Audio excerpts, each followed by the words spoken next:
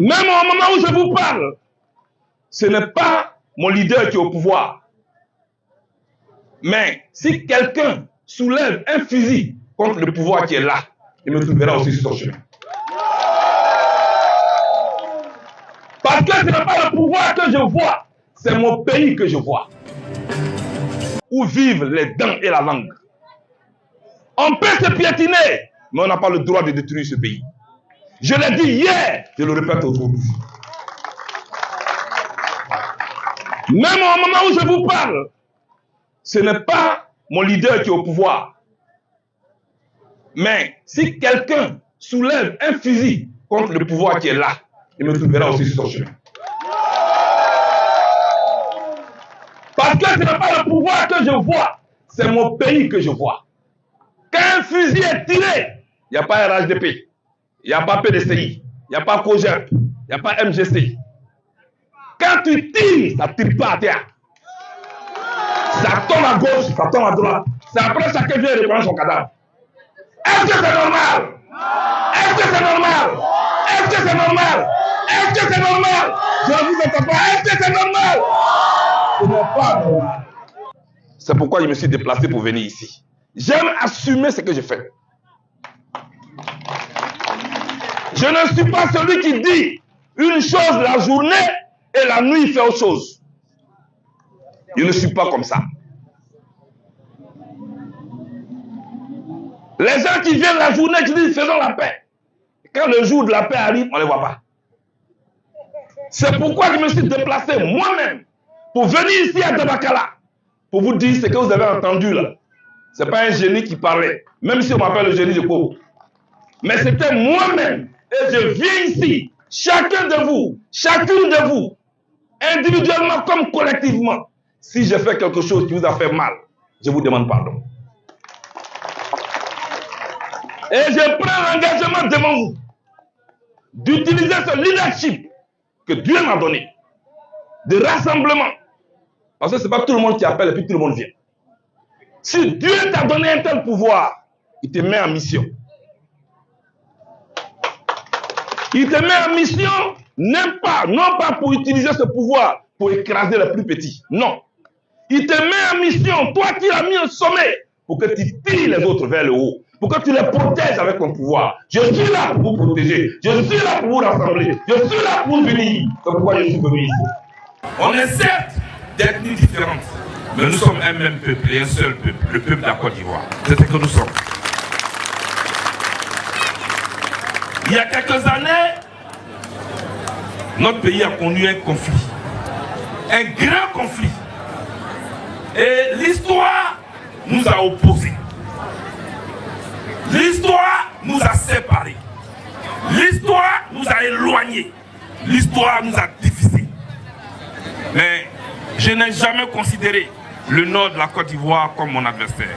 Le nord de la Côte d'Ivoire n'est pas l'ennemi de Blé Goudé et Blé Goudé n'est pas l'ennemi du nord de la Côte d'Ivoire. C'est vrai qu'il y a eu un conflit. Le plus important, comment on sort de ce conflit?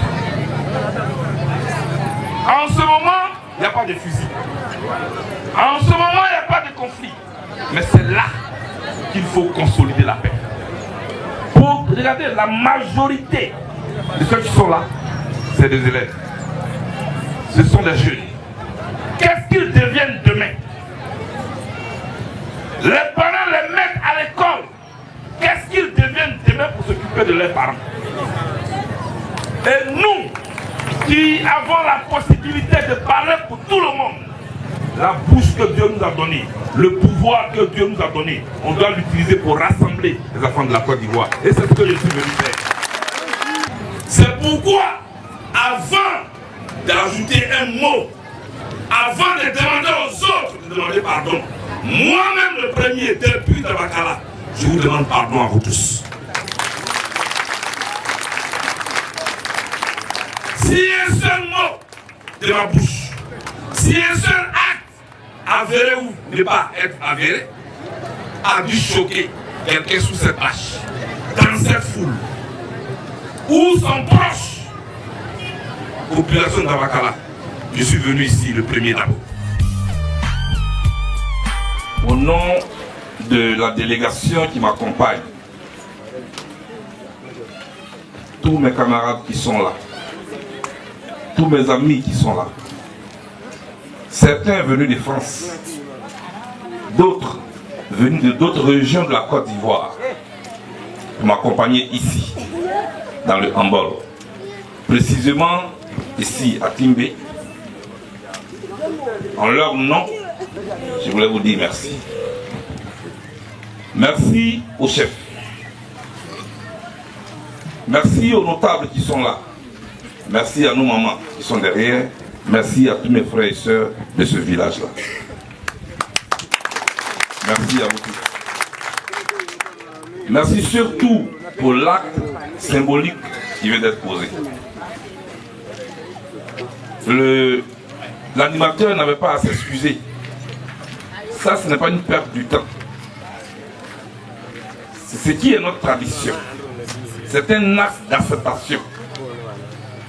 Je voulais vous dire merci pour ça. Et je vais vous dire la raison pour laquelle je suis venu ici. C'est 3 raisons.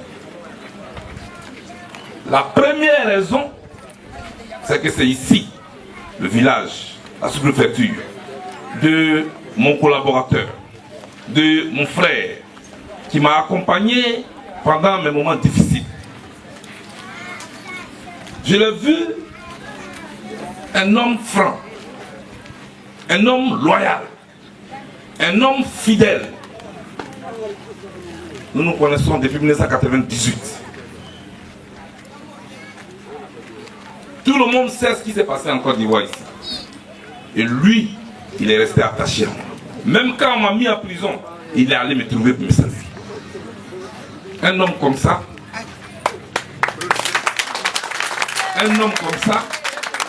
partout où vous attendez que je tourne en Côte d'Ivoire, il est toujours avec moi. Mais cette éducation de loyauté là, c'est pas quitter au ciel pour tomber. C'est vous, ses parents, qui lui avez donné cette éducation. Donc il fallait que je vienne voir d'où il est venu. Merci. Soyez fiers de vous. Soyez fiers de vous. Parce que on est tous partis à l'école. À l'école, on apprend la connaissance. C'est la connaissance dans les livres qu'on donne. Mais l'éducation, c'est à la maison.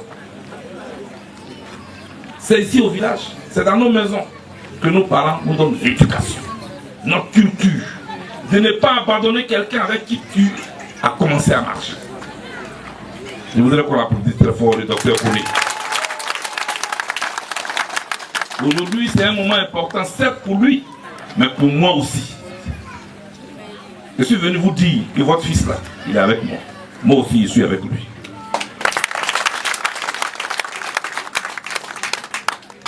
Il est avec moi, moi aussi, je suis avec lui. Demain, quand ça va marcher pour moi, ça va marcher pour vous aussi, à cause de votre fils. Ah, mais c'est comme ça. C'est comme ça, et forcément, comme ça va marcher. Il est avec moi. Chers parents, voilà la première raison pour laquelle je suis venu ici. La deuxième raison pour laquelle je suis venu ici, c'est qu'il était important, comme il a dit, que vous puissiez me connaître, moi aussi. Vous avez entendu parler de moi. Il y en a qui m'ont vu à la télévision. Chacun dit ce qu'il veut sur Bleu Goudé. Mais pour connaître la largeur des feuilles d'un arbre, il faut aller sous l'arbre. Moi, je suis venu pour vous dire que je suis votre frère, je suis votre fils. Tout à l'heure, quand le chef me saluait là, il a prononcé une phrase forte. Il dit, tu es mon frère, tu es mon fils. C'est fort.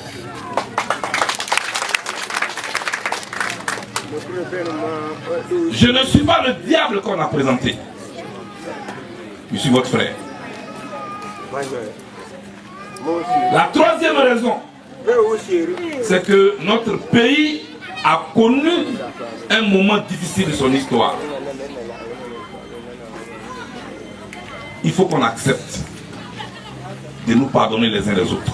Il faut qu'on accepte de tourner cette page-là. Même pas seulement tourner la page même. On n'a qu'à jeter le livre de la guerre. Pour passer à autre chose. Moi, depuis que je suis venu de prison, j'ai fait le tour de la Côte d'Ivoire. Quand on était ici, on dit voilà, Babou Amogolo, c'est lui qui a tout gâté. Comme c'est moi qui ai tout gâté, je suis en train de tourner pour tout arranger. Merci.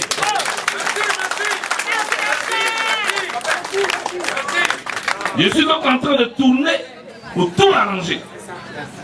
Pour dire aux uns aux autres que la guerre n'est pas bonne. Pour dire aux uns aux autres que la guerre n'est pas bonne. Pour dire aux uns aux autres que nous sommes certes d'ethnies différentes, mais nous sommes le même peuple. Nous appartenons au même pays. Nous sommes frères et sœurs. Plus jamais ça. C'est pas plus jamais ça. Plus jamais ça. Surtout, nous sommes à quelques mois d'une nouvelle élection. Je voudrais vous dire, l'élection qui arrive, on demande pardon à tout le monde. Tu vas voter celui que tu as choisi, puis tu vas t'asseoir là-bas. Inutile de nous poursuivre les uns les autres, ça ne sert à rien.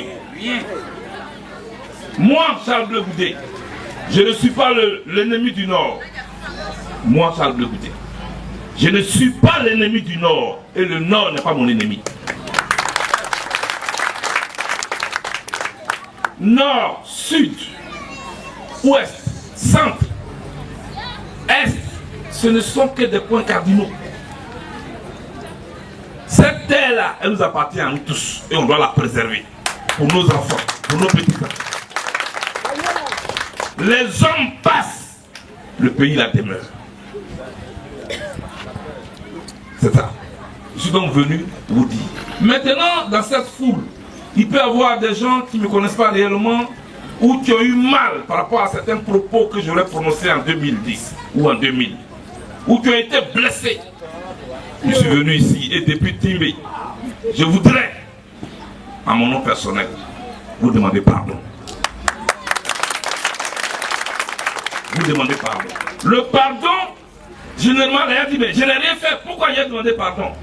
On ne demande pas pardon forcément parce qu'on a fait quelque chose.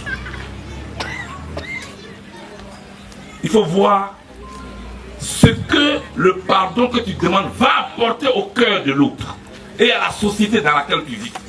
Le pardon apaise les cœurs. Le pardon libère les esprits. Le pardon grandit même celui qui demande le pardon. N'ayez pas peur de demander pardon quand quelqu'un dit « tu m'as fait du mal ». C'est lui qui a mal. Ton seul mot pardon peut le guérir. J'ai fait ma part. J'ai fait ma part pour ce pays notre. J'ai fait ma part pour nos enfants. J'ai fait ma part pour nos fils. Merci. J'ai fait ma part pour que quand un Tagbana se trouve chez moi, chez les Bété à Diveloua, il se trouve chez lui. Merci. J'ai fait ma part pour que quand un Bété vienne ici, à Timbé, il n'ait pas peur. Parce qu'il est parmi ses parents, parmi ses frères. Voilà la nouvelle Côte d'Ivoire que nous devons bâtir. C'est pourquoi je suis venu ici. L'histoire nous a parfois divisés. Les rumeurs nous ont séparés. Je suis venu ici pour qu'on puisse bâtir des ponts entre nos cœurs, entre nos esprits, pour qu'on soit les mêmes. Pour qu'en ouvrant la porte à un Tagbana, ou à un Senufo, ou à un Kimini, je n'ai pas peur. Vous avez vu, je suis venu là. Vous m'avez donné de la boisson dans une calebasse. Je n'ai pas reculé. J'ai pris, j'ai bu. J'ai pris le capalo, j'ai bu. C'est un acte de confiance. On ne boit pas l'eau dans la main de n'importe qui, dans le pays là. Surtout dans le pays là. Pays ça là. On ne boit pas l'eau de n'importe qui. Pays Côte d'Ivoire ça là. Pays où on est ici là. Toi, Bleu Goudé, tu es quitté dans ton Djibeloua natal. Tu es venu à Timbé, tu as traversé Katiola. On dit tiens l'eau, il faut boire. Tiens Tchapalo, il faut boire. Si tu es normal, si t'es normal là. Ça là, tu as dit non, merci, j'ai déjà bu avant de venir. Mais moi, je n'ai pas regardé à gauche ni à droite parce que je sais que je suis chez moi. Parce que je sais que les parents de mon frère, Dr Kony, sont mes parents. Non, tu as parlé bien. Zoumana est quelqu'un qui m'est fidèle. Cette fidélité, c'est d'ici que c'est parti.